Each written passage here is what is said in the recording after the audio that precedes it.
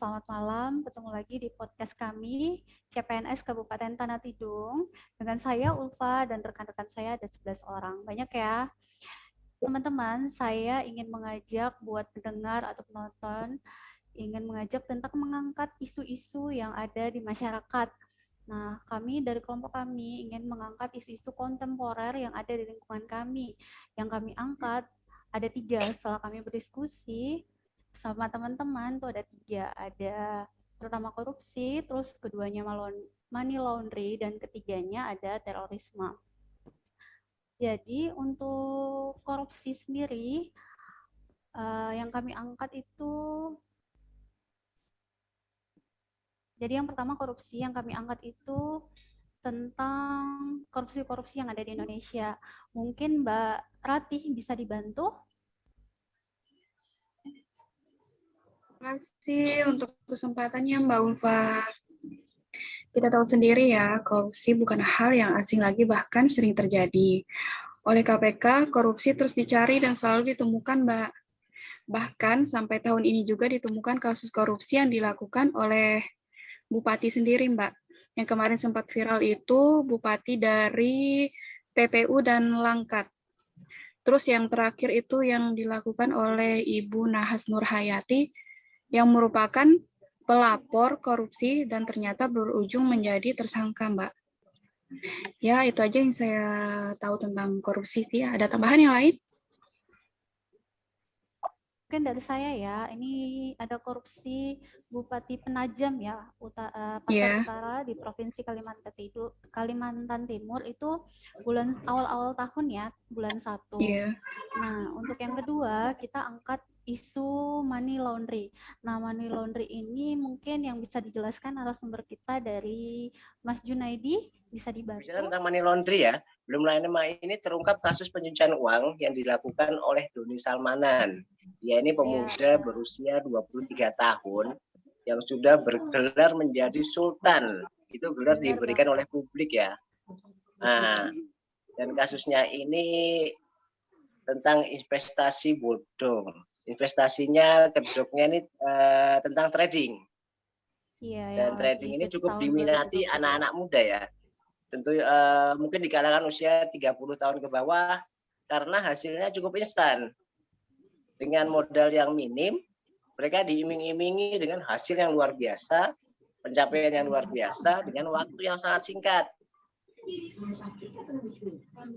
Nah, di sini mereka diajarkan untuk tidak takut kehilangan modal.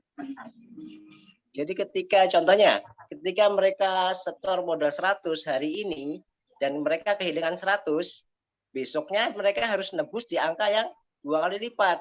Begitu selanjutnya terus. Nah, hingga akhirnya mereka betul-betul kehilangan semuanya. Ya, mungkin ini dampaknya luar biasa ya. Mungkin secara psikologis dampaknya luar biasa dan secara materi. Baik, jadi yang isu ketiga yang kita angkat ini terorisme. Mungkin dari Kak Dwi bisa dibantu? Terima kasih Mbak Ulfa. Terorisme sendiri itu diartikan adalah penggunaan kekerasan untuk menimbulkan ketakutan atau aksi teror bagi korbannya. Di Indonesia ini sudah jarang sekali berita yang mengangkat kasus terorisme. Tetapi baru saja bulan Maret kemarin diberitakan adanya terkait kasus terorisme, yaitu terdapatnya 16 orang pelaku terorisme yang sedang menyiapkan aksi teror mereka. Ini sangat berdampak sekali ya Mbak ya untuk kita semua. Itu aja. Iya Mbak, terima kasih. Baik, dari ketiga isu ini, dari isu money laundry, korupsi, dan terorisme memiliki dampak jika isu itu tidak dicegah. Nah, untuk dampak korupsi sendiri nanti Mas Denny bisa dibantu? Ya, Mbak Ulfa, terima kasih atas waktunya. Dampak jika isu tidak dicegah atau diatasi dampak korupsi itu contohnya melemahnya pertumbuhan ekonomi suatu negara. Yang kedua, meningkatnya kemiskinan. Yang ketiga, meningkatnya ketimpangan pendapatan. Terus yang keempat, menurunkan tingkat kebahagiaan masyarakat di suatu negara. Dan yang terakhir, menurunkan kepercayaan masyarakat terhadap lembaga atau organisasi pemerintah. Itu Terima dampak kasih dari Mas Denny. ya, sama Mbak. Dampak yang kedua ini dampak money laundry. Mungkin Saudara Mutiara bisa Habis dibantu. pulsa kah? Ya, untuk dampak money laundry sendiri, yang pertama itu ada dia tuh merusak sektor bisnis Aku lagi swasta situ ya, yang tambah ya. sah. Yang kedua, merusak integritas pasar keuangan yang mengakibatkan hilangnya kontrol pemerintah terhadap kebijakan ekonomi dan awal terjadinya distorsi dan ketidakstabilan ekonomi suatu negara. Itu aja sih untuk Banyak dampak juga ya money dampak laundry. untuk money laundry-nya ya. Jadi Ya. untuk yang ketiga, dampak terorisme nanti dibantu sama Kak Esra. Silakan Kak Esra.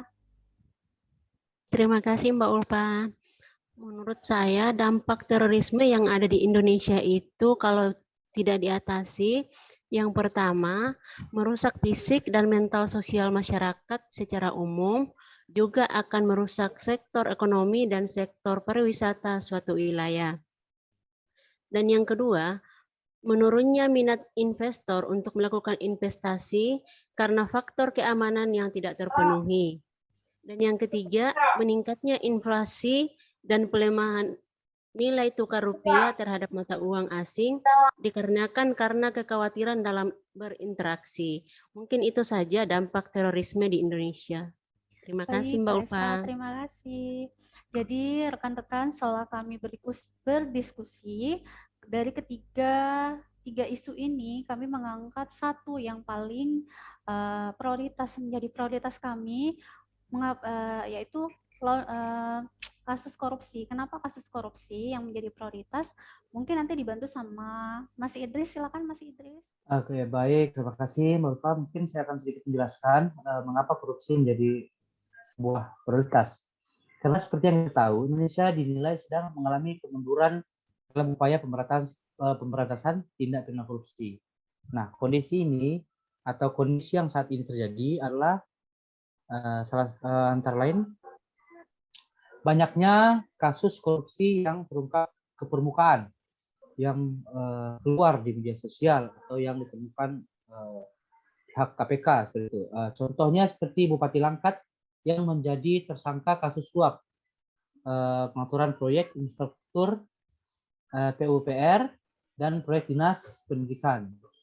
Mungkin nah di sini nih korupsi dinilai sudah tidak lagi berstatus sebagai extraordinary crime karena berat hukumannya yang diberikan kepada koruptor dengan hukuman tindak pencurian dan kejahatan biasa atau mungkin saya sebut dianggap terlalu ringan. Itu Mbak Ulfa. Baik, terima kasih Mas Idris. Mungkin yang selanjutnya Sartika bisa dibantu. Kenapa kita memilih korupsi? Terima kasih Mbak Ulfa. Korupsi sekarang ini kan menjadi salah satu akar permasalahan yang menimbulkan masalah di berbagai sektor. Kenapa? Karena korupsi ini sudah menyebar masif hampir ke semua sektor di berbagai tingkatan, baik pusat, daerah maupun daerah yang ada di Indonesia. Kita sering menjumpai adanya OTT, kepala daerah, anggota DPRD, dan pejabat daerah lainnya oleh KPK. Korupsi sekarang ini menjadi musuh nyata yang sedang dan terus dihadapi bangsa Indonesia selama bertahun-tahun. Baik, terima kasih Kak Sartika.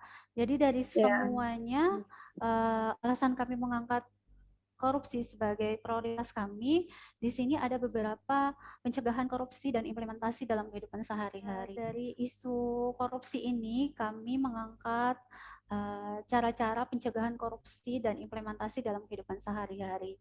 Di sini Rahmawati bisa dibantu untuk pencegahannya.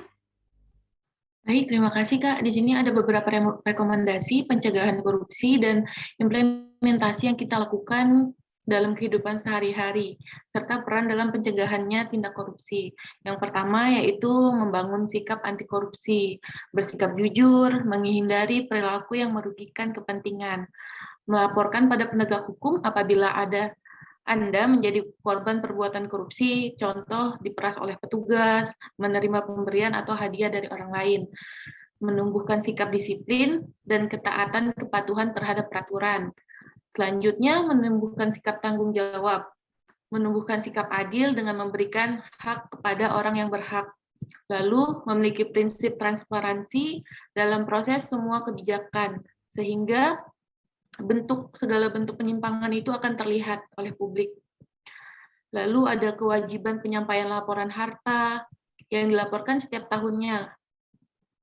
Lalu yang terakhir yaitu melakukan pembinaan agama, moral, dan etika, antara lain yaitu melakukan penyuluhan di bidang keagamaan, etika, dan hukum di lingkungan instansi pemerintah atau pusat daerah. Mungkin itu saja Kak Ulfa. Baik, terima kasih Rahmawati. Nah, teman-teman, Kak. terima kasih atas diskusi kita yang panjang ini. Semoga nanti kita ketemu secara langsung, tidak virtual lagi. Sampai ketemu nanti kita di klasikal. Terima kasih, selamat malam. Malam.